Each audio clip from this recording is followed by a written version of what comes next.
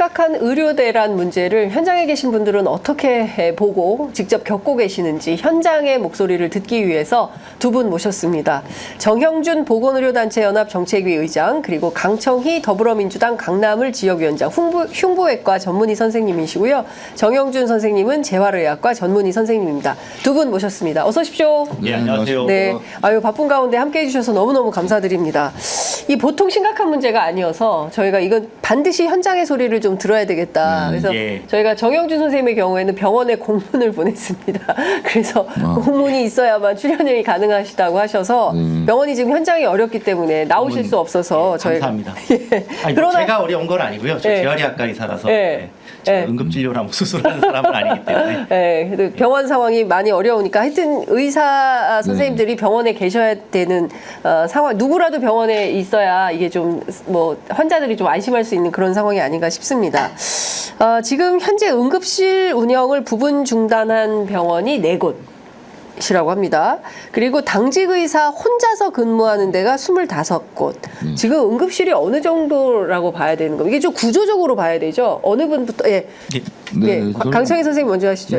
뭐 예상했던 문제지만 실상을 보기 위해서 이제 의료대란 대책위 활동을 통해서 현장의 목소리를 듣고 현장 방문도 해서 현황 파악을 하고 있습니다. 되게 언론에 보도된 것처럼 응급실이 있기는 있는데 제 기능을 못한다. 그래서 57곳의 응급실 중에 우리가 그 분만 못하는 곳이 14곳, 뭐 흉부 대동맥 수술을 못하는 곳이 16곳, 영아의 장폐색을 해결할 수 없는 곳이 46곳이나 돼서 거의 응급 의료가 망가진 상태라고 생각을 하고요.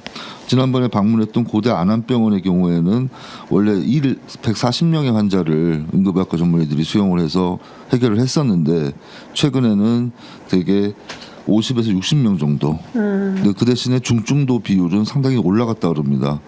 한 50%를 넘기 때문에 실제로는 당직 쓰는 의사들이 많이 피곤하고 또 다음날 진료도 지장이 있고 결국 의료 사고 위험성이 증대되고 있다. 이런 우려들을 많이 하고 계시고요. 아주대 같은 경우는 날짜 요일 정해서 어떤 날은 성인 응급 심장 정지만 보겠다는 날짜가 이제 생겼고요. 어떤 날들은 소아를 볼 수 없는 날짜들을 또 발표를 하고 있잖아요. 그래서 그런 부분들이 24시간 진료를 하고 권역에서 모든 응급 상황을 커버하기로 한 권역 응급 의료 기관들이 결국은 인원의 부족, 그다음에 배후 진료가 안 되는 문제로 해서 환자를 받지를 못하는 그런 비극적인 상황이 벌어지고 있습니다. 그래서 저번에 그 소방방재청 노조에서 저희 대책위에 와서 영상을 보여준 화면이 있었는데 상당히 충격적이었어요. 저희가 응급실에 무조건 갈 수 있는, 그러니까 이런 큰 병원, 상급 종합병원의 응급실에 무조건 받아줘야 되는 경우는 케이타스 레벨 1, 2는 무조건 받아야 되고 3가 되면은 무조건 받는 게 아니라 병원에 이제 허가를 받아서 가야 되는 경우인데 저희가 잘 볼 케이타스 1, 2는 어떤 걸 말하는 건가요? 심장 마비가 왔거나 이제 심내혈관 질환이 이제 원투에 들어가고요. 그다음에 이 활력 징후가 좀 스테이블하면서 진단이 안 된 케이스들이죠. 그런 경우는 3 이하로 내려가게 돼 있는데 최초에는 혈압이나 맥박이 정상이었다가 이송 과정 중에 급격히 나빠지는 경우들이 생기거든요. 근데 지금 대기 시간이 되게 응급 이송 차에 타서 1시간은 기본이고 4-5시간 길면 8시간까지 가는 경우가 있다는 얘기를 하세요. 8시간 받아주는 데가 없어서 아니면은 그 병원 앞에서 대기하는 시간이 있답니다. 그렇기 때문에 굉장히 큰 문제가 생겼는데 그 응급 이송차 안에서 급격히 상태가 나빠지면서 돌아가시는 장면이 있어요. 그러니까 처음에는 진단이 응급 구조사나 우리 의사들도 검사하지 않고는 사실 이게 중증인지 경증인지 보기 어렵잖아요. 복통으로 왔지만 복통이 문제가 아니라 다른 데 문제가 있을 수도 있죠. 후복막에 출혈이거나 아니면은 뭐 나팔관에 문제거나 여자분들은 여러 가지 문제들이 발생을 하기 때문에 그런 데서 소중한 생명을 놓치는 경우가 지금 비일비재하게 일어나고 있다. 상당히 가슴 아픈 일입니다. 그래서 이 사건에 대해서 정부는 아무 문제 없다. 현장에 나가 보십시오. 이렇게 얘기했지만 실제로 현장은 그분들의 생각과 많이 틀리다. 그 책임은 과연 누가 져야 될 것인가 그런 생각을 하게 됐습니다. 정형준 선생님 보시는 현장은 좀 어떻습니까? 그러니까 뭐 지금 뭐 강청희 선생님께서 너무 잘 말씀을 주셨고 언론에 지금 많이 나오고 있는데 저는 이제 한 몇 가지만 더 지적을 하면 대표적으로 이제 아까 아주대병원 응급실 말씀하셨는데 아주대병원은 권역 응급센터이면서 또 이제 권역 외상센터를 하고 있거든요. 네. 그리고 이제 저희 잘 아시는 이국종 교수께서 원래 계셨던 곳이고 그래서 이 닥터 헬기도 운영하고 실제로 제가 근무하는 병원에 저는 이제 재활의학과다 보니까 환자들이 상당 부분이 아주대병원에서 외상 이후에 수술을 하고 저한테 이제 전원이 되는 이 지역이 구리 지역이거나 하면 그런 경우가 많습니다. 그리고 결과도 좋고요. 사실.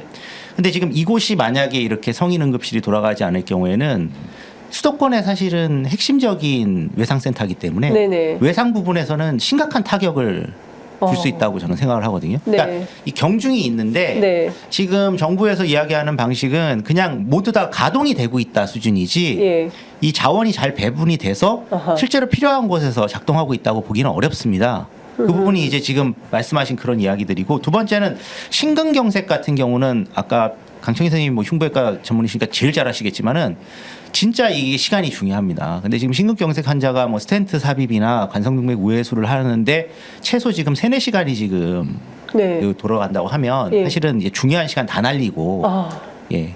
그러면 이제 그 저산소성 뇌손상이나 이런 네. 것들이 이미 와서 예. 치료를 하고 나서도 일상생활 복귀가 거의 어렵거나 했을 때도 큰 장애가 남게 되는데 이런 부분들을 너무 지금 단순히 숫자랑 데이터만 가지고 안이하게 지금 이야기를 하고 있다고 저는 봅니다. 그냥 이게 3-4시간 뭐 1시간 돌아다니던 사람이 2시간 돌아다니고 2시간 돌아다니는 사람이 3-4시간 돌아다닌다. 과거에도 응급실 뺑뺑이 있지 않았느냐. 네. 이렇게 이야기할 수 있는 상황이 아니고요. 끝으로 제가 확인해 본 바 상황은 점점점 나빠지고 있습니다. 지금 왜냐하면 그렇게 돼서 아까 강청희 선생님 말씀하신 대로 지금 현재 일하고 있는 네. 응급의학과 전문의 그리고 그 배우 진료를 하고 있는 외과 의사들이 너무 힘들어하기 때문에 예. 지금 지금 이걸 견디다가 지금 번아웃이 되고 있는 상황입니다. 예. 그렇기 때문에 새로운 뭔가 의사 인력을 충원하거나 네. 아니면은 그 다른 자원을 이쪽으로 끌고 오지 않으면 예. 유지 자체도 지금 이런 엉망진창 상황에서 이 유지 자체도 어렵다고 예. 봅니다. 일단 근데 정부나 대통령실의 입장은 응급의료 붕괴는 거짓말이고 지금 자꾸 이런 주장을 하는 것은 네. 그 의대 증원에 반대하는 사람들이 그 논란을 좀 증폭시키는 것이다라는 것이 이제 대통령의 인식인 것 같고 그래서 이 문제를 해결하기 위해서 어제 나온 대책이 대통령실의 1급 비서관들을 전국에 있는 그 권역별 응급진료센터에 다 배치를 하겠다라는 판단이 나온 겁니다. 자, 선생님 이게 네. 대책이 어떻게 괜찮겠습니까? 의료 인력이 빠진 자리는 예. 의료 인력으로 채워줘야 대책을 세우는 것이죠. 네. 거기에 무슨 비서관 공무원들이 가서 관리 감독할 겁니까? 아니면은 감시할 겁니까? 뭐 물론 취지는 장기적인 대책 마련을 위해서 현장에 대한 조사를 하겠다는 개념으로 하는 걸로 알고 있는데 실제로 법적 근거도 좀 모르겠어요. 민간 병원에 예. 공무원이 무슨 근거로 명령서를 그러네, 받아서 진짜. 합니까? 그래서 예. 이거는 민간 병원에 왜 진짜 공무원이 그러니까요. 예. 그래서 이게 굉장히 복지부 공무원도 아니고 예. 일반 공무원들 가서 이런 감시 감독할 수 없거든요. 어. 이 원인 해결을 할 생각은 안 하고 다만 국민들 눈속임하는 전시 행정에 몰두하고 있다고밖에 보이지 않습니다. 예. 그렇기 때문에 대통령도 의정부 성모병원 가셨었잖아요. 네네네. 거기서 뭐 좋은 얘기도 들으셨겠지만 일단 그 현장을 보고 무엇을 느꼈는지가 궁금합니다. 그래서 그 부분에 대해서 일단 국민들한테 알려주시고 네. 그다음에 앞으로 어떤 대책을 세우겠다는 이야기를 해야지 무슨 추석 대책이 비서관 17명 예. 그다음에 공무원들 여기서 지자체 공무원 활용해서 전체적인 기관 관리하겠다는 취지로밖에 보이지 않기 때문에 예.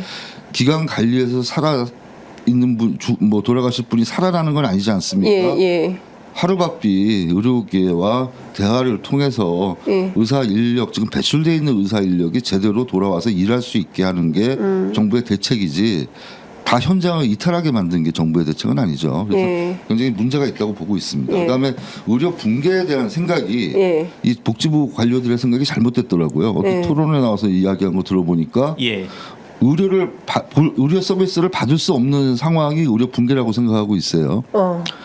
전혀 그렇지 않습니다. 제대로 된 처치, 제대로 된 의료 서비스를 모두 받아야 되는 게 우리나라의 법상에 그쵸. 정해진 국민의 권리예요. 국민 예. 건강권이거든요. 예. 그 국민 건강권에 침해가 일이라도 생긴다면 그때부터 의료 붕괴는 왔다고 저는 생각을 해요. 예. 그런 인식을 가지고 행정을 하니까 이런 사태를 낳지 않았나 싶습니다. 예. 선생님 어떻게 보세요? 저는 뭐 네. 저도 이 실소를 금치 못했는데 예. 저는 사실 이 대통령실에서 1급 비서관 보내는 거는 네. 의사들에 대한 심각한 지금 오판을 하고 있다고 저는 보는데요. 의사 단체나 뭐 의사협회 협회에 대해서 적대감을 드러낼 수는 있는데 네. 일선에서 일하는 의사들도 이 정부에 반대하기 위해서 환자 진료를 태만히 하고 있다. 예. 이렇게 생각한다고 저는 태업하고 있는 거 감시하겠다는 거거든요. 전형적인 태업 감시.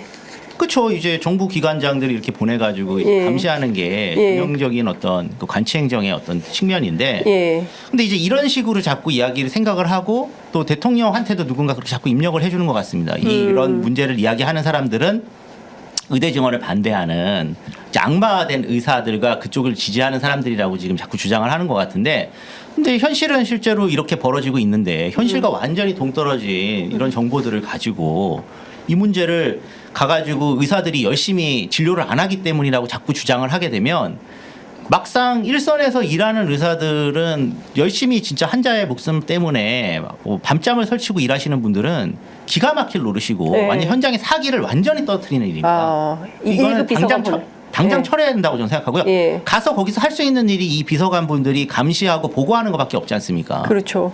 이분들이 간섭해서 무슨 해결을 할 수 있겠습니까? 예.